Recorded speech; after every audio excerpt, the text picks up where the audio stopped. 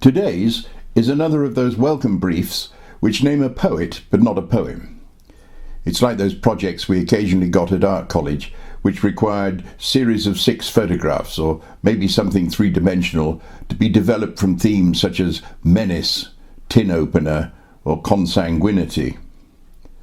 On the whole, these came from tutors who were illustrators whom it was easy to disappoint, especially if they were deviously seeking fresh ideas for projects they themselves were working on. Henry Everett remarked that we haven't had an Ogden Nash poem yet, although Connie Keating pointed out that we featured his lyrics in the song Speak Low, which she sings in the accompaniment to several of the poems in this series. So the following Nash poems are for Henry. Many of Nash's prodigious output of poems are short, so I'm reading 3. I've chosen the one about the woman ageing, which is of its time, and despite its teetering on the edge of sexism. And I've tried to balance it with a much shorter poem, and a theme I find pertinent, about old men dying. The last poem reminds me of a song in our AK's repertoire titled Man Flu. The principal difference being, in our song, the doctor is a sensible woman working in the NHS, whereas Nash's doctor will charge for his diagnosis, and therefore has to tolerate the abuse that his patient throws at him. Perhaps next time he'll diagnose a bad case of man flu and add a little bit more to the bill. I hope no one takes the choice of this poem as insensitive, given the state of the world just now. A lady who thinks she is 30. Unwillingly Miranda wakes, feels the sun with terror. One unwilling step she takes, shuddering to the mirror. Miranda, in Miranda's sight, is old and grey and dirty. 29 she was last night. This morning she is 30.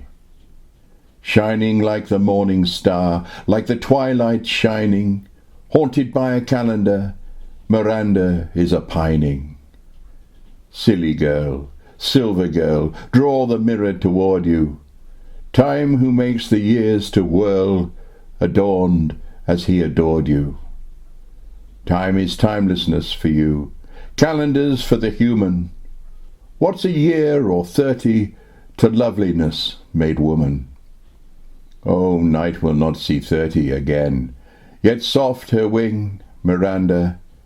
Pick up your glass and tell me, then, how old is spring, Miranda?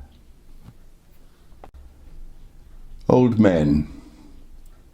People expect old men to die. They do not really mourn old men.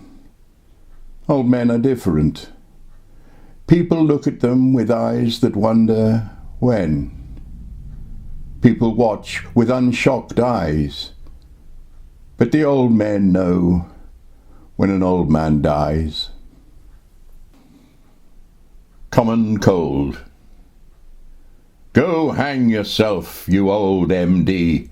You shall not sneer at me. Pick up your hat and stethoscope. Go wash your mouth with laundry soap.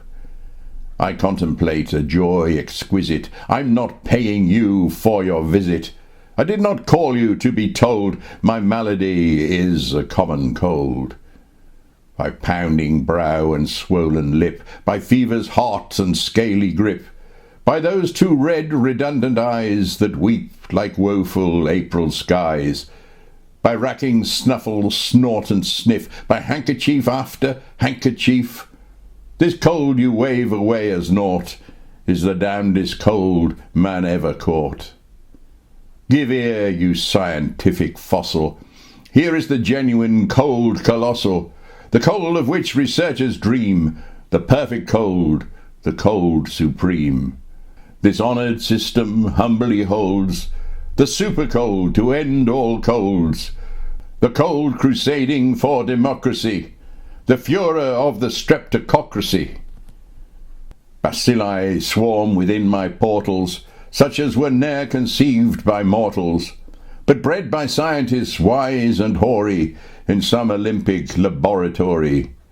Bacteria as large as mice, with feet of fire and heads of ice, who never interrupt for slumber their stamping elephantine rumba. A common cold, gazooks forsooth.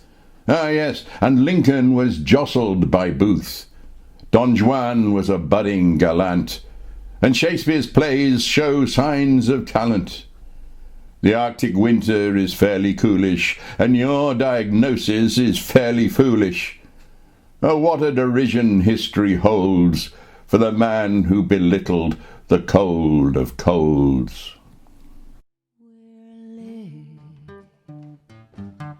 Darling, we're late. The curtain descends, everything ends too soon, too soon. I'll wait, darling, I'll wait. Will you speak low to me, speak love to me?